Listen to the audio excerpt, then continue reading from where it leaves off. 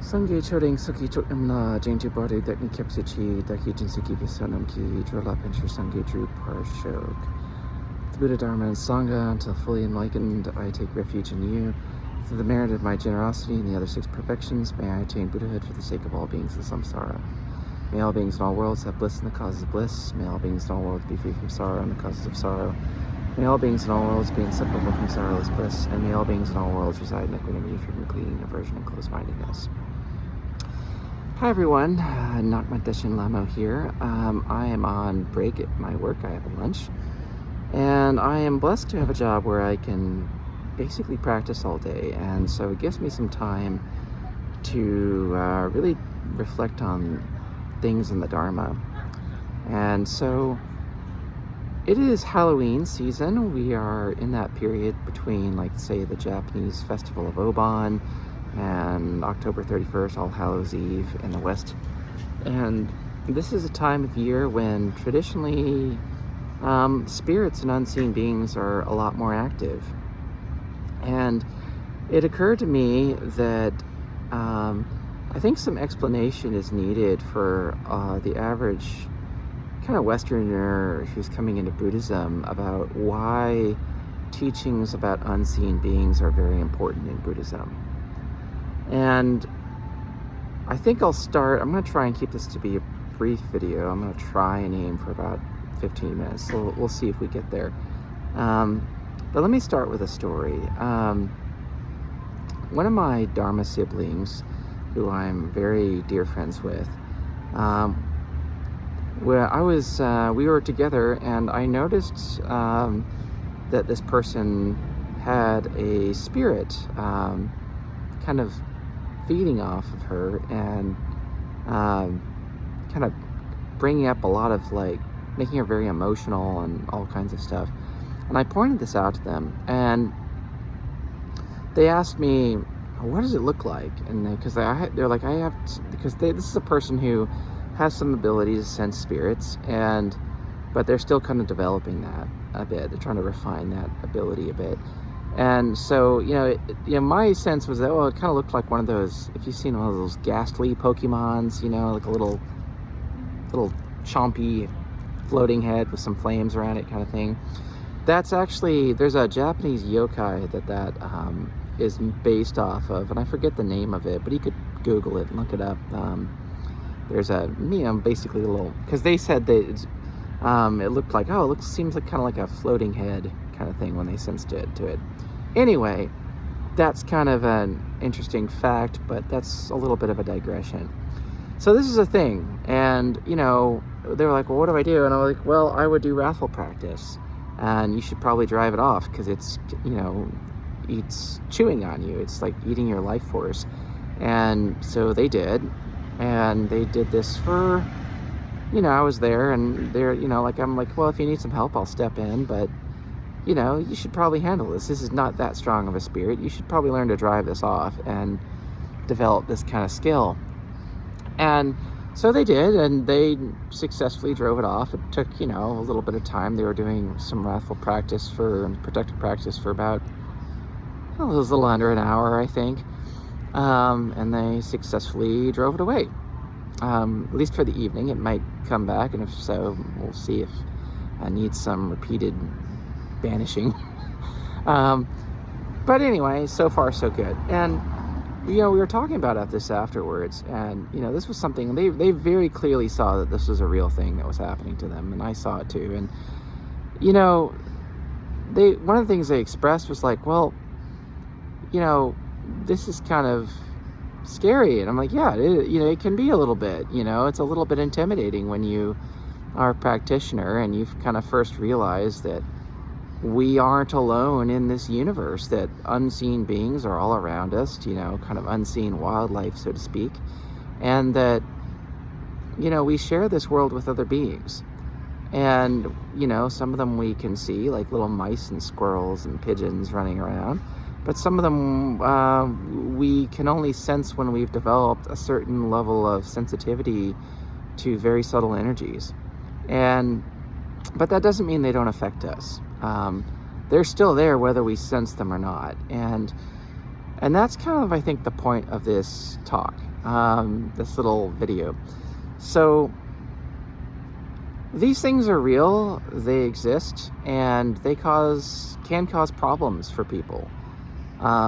Like all wildlife, they can be both a blessing and a hindrance depending on how you interact with them. There are some beings, Buddhist teachings traditionally teach, and this is true, that these things can cause health problems, mental, physical health problems. In the extreme end, they can be dangerous and life-threatening if one of them that's powerful enough attacks you. That's a real thing. In Tibetan medicine, we refer to these things as dun provocations. There's a whole section of the 4 Tibetan medical tantras that talks about these specific provocations. And in Mahayana Buddhism more generally, any branch of Mahayana Buddhism that has any sort of regular meditation practice, you will always see that there is also protector practices done for this purpose, to help keep people safe. Because,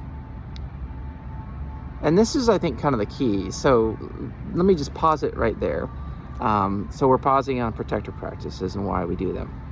My friend had talked to me, and they were like, because where they're kind of at is like they're at the point where they've developed enough of their practice where they're really starting to sense these things. And, not only that, but when we develop a certain subtlety of practice where we can sense subtle energies in our own body and our own mind, we also become aware of subtle energies and subtle beings around us in the world. And what happens during this kind of initial phase is we become sort of consciously aware of these beings, and they also become consciously aware of us. They notice that we notice them, and they can take an interest in us a bit more during this period because they're like, oh, you're not just blissfully ignorant of us, you're kind of interesting now. Additionally, as we sort of do more practice, we can kind of, not to try to use a bunch of hippy-dippy terms here, but can sort of, strengthen our aura, for lack of a better term. It's probably a Western way to put it. Your energy becomes larger, and you become more enticing to some of these beings as a snack. Some of these beings feed off energy, feed off the law energy, the life force of people. They're kind of parasitic in that sense. My friend picked this up at her job. She works in an environment where she's around, a lot of healing and suffering and things like that. It's a very compassionate job, but it's also the kind of place where spirits hang out. And so, in the Western world, a lot of people, there's a lot of Buddhists, a lot of Western convert Buddhists who are very averse to talking about these things. I've seen that a lot in certain sects of Western Zen, but it's also present in some bits of Vajrayana where people, I remember talking to a Western Lama, and and I was like, hey, you have a thing that's kind of around your building, and they were like, well, I think that's just your experience. And, when I hear people, I've heard people say things like that before, and I always think of like Jeff Bridges, being like, well, that's just like your opinion, man. And like, sometimes people say, oh, these things are just aspects of mind or whatever. And, if they mean by that, like, mind with a capital M, as in a euphemism for the Dharmakaya, well then, yeah, everything is an aspect of the Dharmakaya. All beings, plants, animals, you and I, we are all part of the Dharmakaya. But the way sometimes people say these things is they make it act like, well, oh, it's just a figment of your imagination. No, these things are real. As real as you and me, as real as cats and dogs, and they don't have to be that big of a deal, but they can feel like a big deal at first when people are aware of them. They can be kind of freaky. And that's why it's important to talk about these. One of the things my friend mentioned, because, it became kind of clear that she's at this sort of threshold where, if she continues going deeper in her practice, she's going to sense these things more. And she was like, well, this is a little freaky, that this is happening. And And I'm like, well, you kind of consented to this when you became a Buddhist. And she was like, yeah, you're kind of, it's like, I use the analogy, if you're skiing and you've gone down a black or double black slope, and maybe you're in a little bit over your head, you're not climbing back up to the top of the slope. You're already halfway down the mountain. So you're going to have to make it to the bottom of the ski run somehow. And sensing these things can be a bit like that. There can be a kind of point of no return where once you start being aware of these things, the only option is to give up practice or keep going deeper and learn to handle them. And, she was like, well, when did I first, kind of cross a sort of point of no return? I was like, oh, probably back when you first started meditating.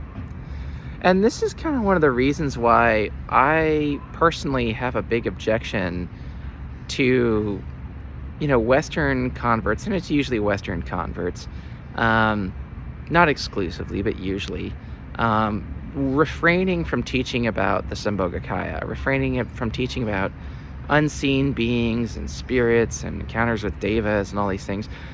Because these things are real, and eventually, if you practice long enough, you'll encounter them, just because you've trained yourself to become so aware of subtle energies in your own body and mind that you are simultaneously aware of also energies in the world around you, including sentient beings. And, people should be told that if they meditate, if they have a contemplative practice, if they're going to do tantric practice of any sort, especially if they're going to do tantric practice, that there's a chance that they encounter these beings. This stuff is going to happen sooner or later. It's not necessarily something that happens right away with everybody, and there are definitely people who, I don't want to sound rude, but they have a bit of a shallow practice and they just kind of do that for years. And but if you're a serious practitioner, if you're putting thousands and thousands of hours of practice in, and you're really training your mind to go deeper, sooner or later you're going to start to sense some things that kind of blow your mind and might freak you out a little bit. And it's really important to be aware that that's part of the process, that that's natural, and that ignorance is not bliss. I've heard some Zen people before say, well, why do we need to know about these things? They don't really affect my life. Yeah, they do. You just don't know it. They could be causing you physical illnesses, or your family physical illnesses, that you have no idea about. They could be creating conflicts and arguments in your family, and that they're feeding off the energy of that, and you have no idea. If you think that unseen life cannot affect you, I would remind you of the 2020 pandemic. Millions of people were killed by that. Spirits and unseen beings are no different. There are beings out there who are friendly towards us if you are friendly and respectful to them. And, they are, nice beings that if you get to know them and talk to them, they're happy to be kind, friendly beings. There are beings that are neutral, that, don't have a really adverse opinion one way or the other. Maybe you become friends with them, maybe you piss them off. And then there are beings that are kind of just parasitic or harmful, or maybe they're not evil in like a Christian sense, but their nature is that certain kinds of things, including the life force of people, are their food. And you don't want that to be you. You don't want to be lunch for them, and you don't want your family to be lunch for them. And it's important to know about these things. This is why we teach about these things in Buddhism. This is why every branch of Buddhism that has any kind of serious meditation practice has protector practices. This is why. Even Zen. About years ago when I was a Zen practitioner, every evening we'd invoke Mahakala and Achalanatha. Every evening. Every temple had a guardian spirit whose job was to be Sambhogakaya security for that temple. And even when there were practices like feeding the hungry ghosts, like sagaki, which was usually done this time of year, they would do that, and then they would shoo the spirits out afterwards. They would open the gates, let them all in, and they would then, offer them the food and do the ceremony for them, and then they would send them on their way. They'd shoo them out. And that's an important thing. It's important to know about these things. Roshi-Ju Kennett, back in my Zen days, used to say, don't start meditating unless you're willing to be grabbed by the cosmic Buddha. And you could kind of expand that to basically say, don't start meditating and doing practice, if you're not willing to face some pretty interesting stuff that could be pretty intense for some people. When I first started becoming aware of these things years ago, it was fucking freaky. It's a little scary to realize that you're surrounded by beings that you don't understand, especially at first, that can be a threat to you, a danger to you, that you don't really know how to protect yourself against at first, that can cause harm. It's unnerving, especially in that in-between state where you're first learning to sense these things. You don't have a clear sense of them yet. You can sort of tell that they're there.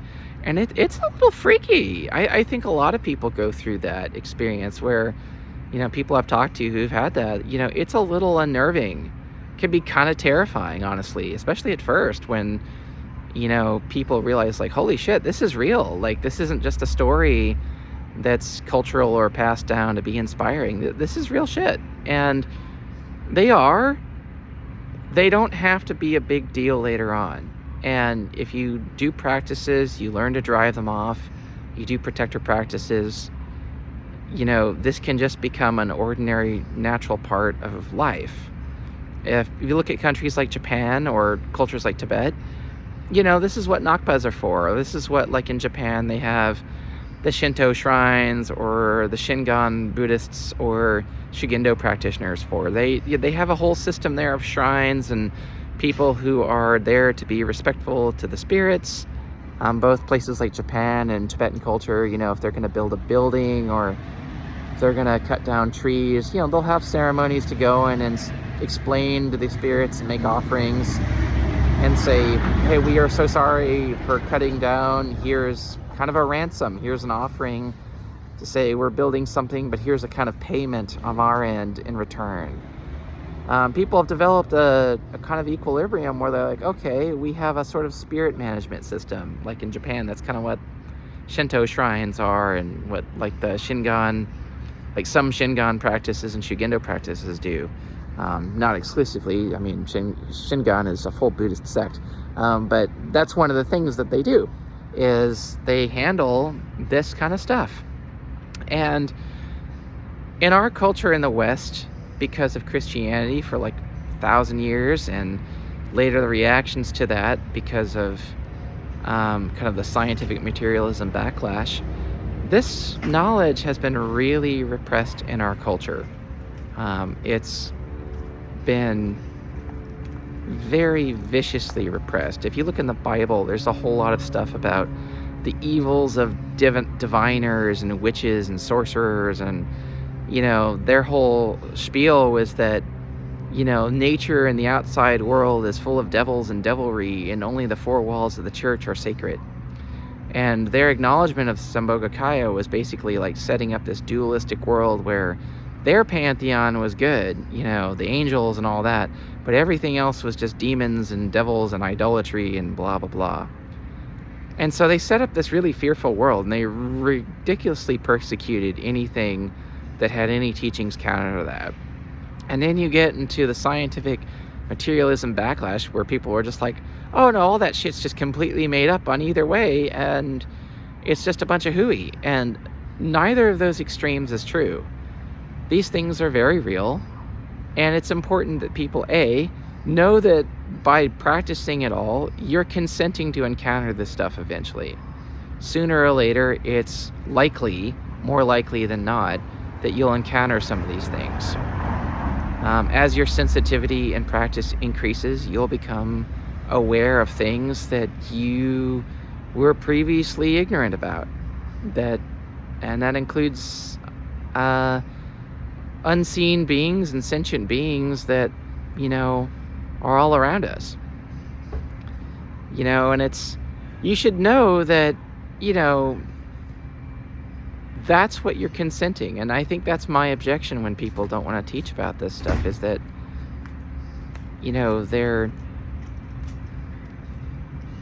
the ignorance isn't helping people. Even if you haven't encountered something like this, you should know what these practices are for. Why do we do protector practices? Why do we do smoke offering and song offering and incense offerings? Why do we offer food during feeding of the hungry ghosts and things like that? This is why. Why do we do purification practices? We do it to purify our karma, but we also do it to purify environments. We do it to purify others as well.